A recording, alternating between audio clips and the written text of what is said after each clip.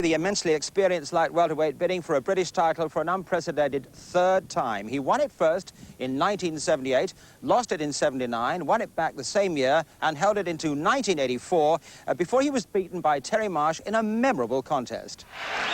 And it really is cauldron heat in this hall and atmosphere with 2,500 capacity.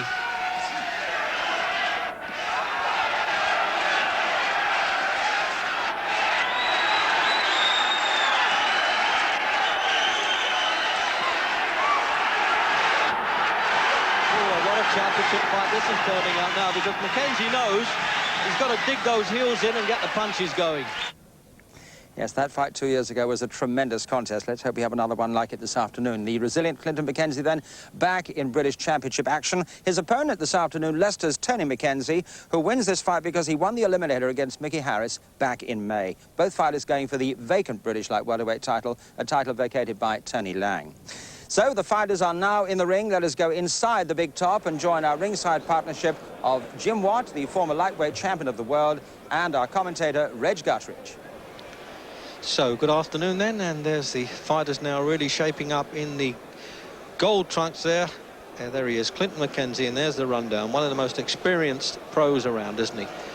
Seems to have been champion on and off forever, this fella from Croydon.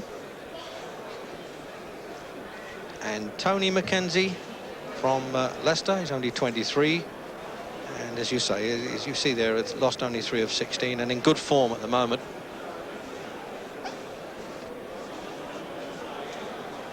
Now, gentlemen, please.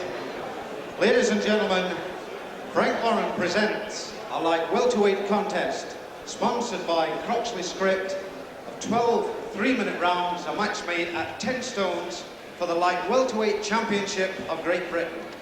Presenting and introducing in this corner, ladies and gentlemen, from Leicester, Tony McKenzie.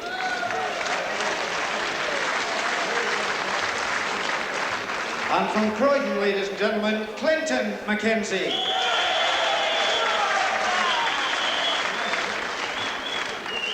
At the weigh-in today, Tony McKenzie scaled 9 stones 13 3/4 pounds. Clinton McKenzie 9 stones 12.5 pounds. The officials for this contest, referee Mr. Roland Dakin, timekeeper Mr. Ted Turner.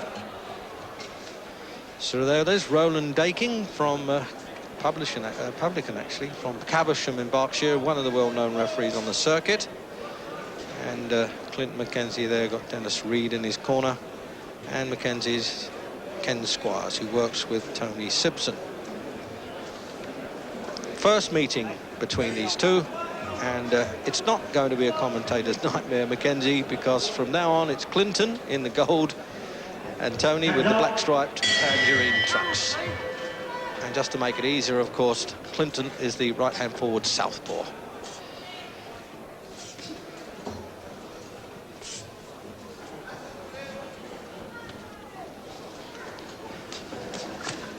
Well, I suppose Clinton now is becoming one of the most experienced boxers in the world, really. Montreal Olympics, he fought the Sugar Ray Leonard, whatever happened to him, and he took points distance there, but in one of them, the judge only went 59-58 in Leonard's favour.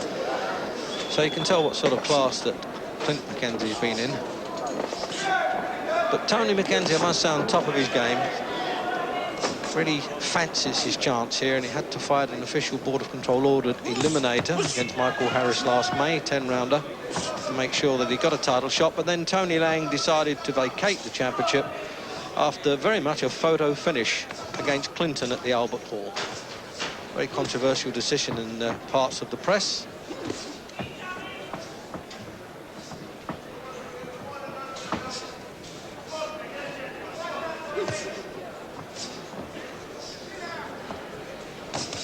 As far as I know, they're not directly related, but another boxer, Lee McKenzie, talks about having a first cousin and a second cousin fighting each other here, so that only adds to the confusion of the names being the same, and the trunk's really not that different either.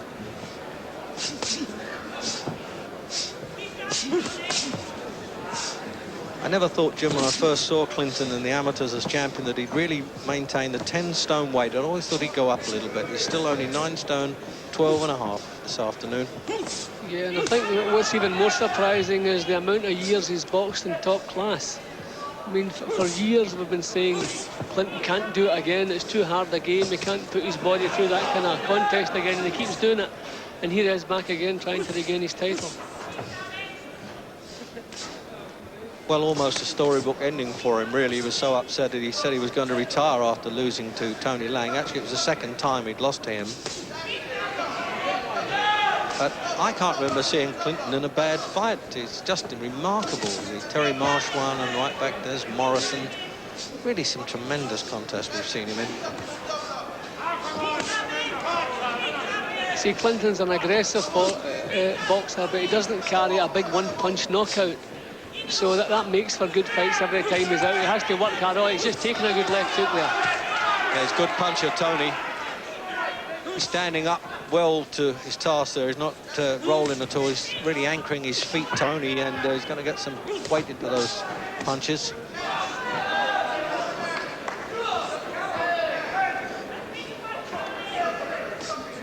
Well, off to a good start. Haven't wasted any time getting the hard punches off in the opening round.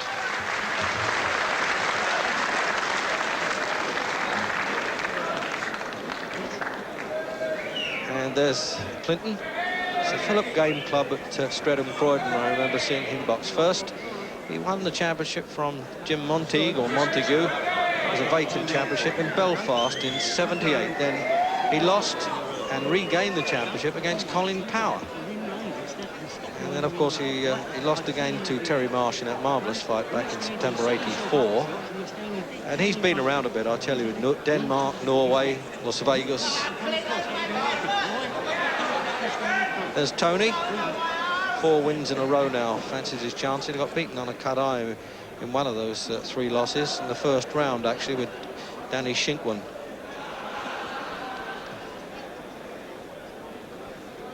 Stand out. Round 2. Into the second, and this championship fight scheduled for 12 rounds. Although Clinton has actually boxed 15 before the Border Control then brought in the regulation back to 12 along with the European Boxing Union, and also now the World Boxing Council. The Boxing Association still has the 15 distance. So in some ways this championship match came kind of out of the blue, because nobody thought that Tony Lang was going to vacate the championship and concentrate on the European title.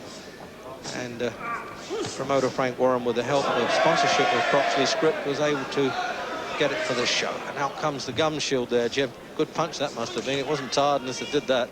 Yeah, nice little right hook. I think Clinton intends doing things the way he normally does. Just constant pressure, keep chiseling away. He seems to be looking for Tony's body whenever possible, maybe hoping to take some of the steam out of him.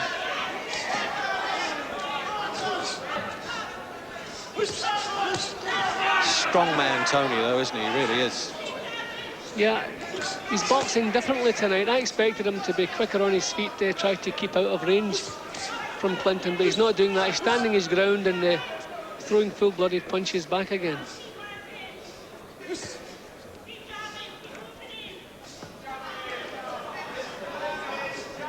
Yeah, I can see that. He probably wants to match Clinton punch for punch. That's the good way of doing it. He's always taken a good punch well, though. Always absorbed one, Clinton. But he's maybe getting hit just that bit more in the veteran stage of his career, Jim, than early on, eh? Yeah, I would agree with that. The fights are all hard ones now. But he seems quite happy to do it the hard way. Well, he looked good against Lloyd Christie and Tony Adams in what he would call a comeback fight. Oh, it's a hard enough slog.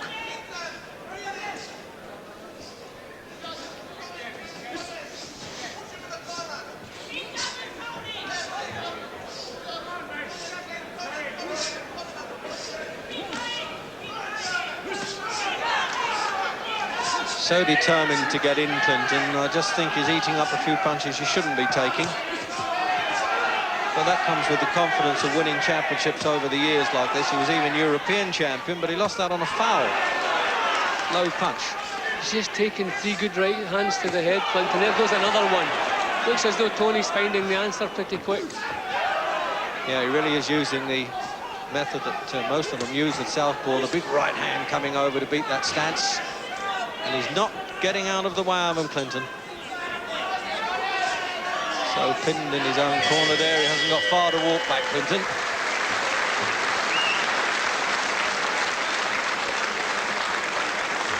So there's referee Dakin. They're scoring each round. They don't hand the each round papers in as they do in the World Championship fights. And ignoring Sarah on his right there, the referee, quite rightly so, getting on with his job. Overhead camera in the replay. Jim, this is where the big right hands were coming in there. Yeah, it was as though Tony just found the answer. He stood his ground, let Clinton come forward, bang, over went the right hand. I think he landed about 4 cleanly. Clinton managed to get inside that one. But you see he's looking for it again. There it goes. Yeah, I wonder maybe in this round if he'll try to pick up where he left off. There goes another one.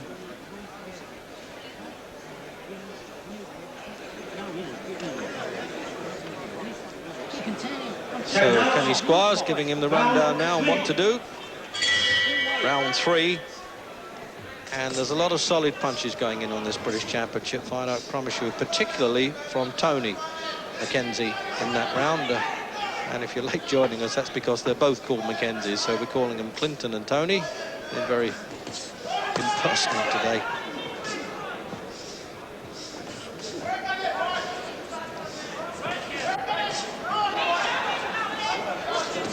Mind you, I've seen Clinton overcome sort of doubtful starts like this in the past, Jim, but you're saying at 31, can he go on doing it, particularly when he was talking about getting out of the game for a while? He runs a painting and decorating business in South London. Well, as I said, we keep saying he can't do it again. I suppose someday we're going to have to be right. But he's been tagged this afternoon. There's another one. Yeah. Oh. You see the delay come there. You don't often see that with Clinton. He knew he'd taken a whack, but he didn't want to move, and then his body betrayed him there, and he had to go. In the third. It started a bit in the second round, particularly towards the end. Oh, and really, he's planting, can hardly miss him. He's standing, he's not moving at all, Clinton. What a brave fellow he is. I've really always respected the way he stands there and trades. He did it with Ray Leonard when he was an amateur, and he's still doing it at his age. But for how long? You really can't miss him with that right-hander now, Jim. It's only courage and experience that held Clinton up. Oh, cracker. I said right-hander, but the left hook did it. And I can't think that if he gets up from this, he's really got to pull his heart together, and he's done it. He's up, but the referee quite rightly stops it, in my opinion. What a brave fella Clinton McKenzie is. But in the third round, he'd really taken all that he could cope with there. And my heart went out to him, as I say, of having watched him over 10 years as a pro and before that as an amateur. But you can't take away from Tony McKenzie the way he did it. He did it in style. He'd made up his mind.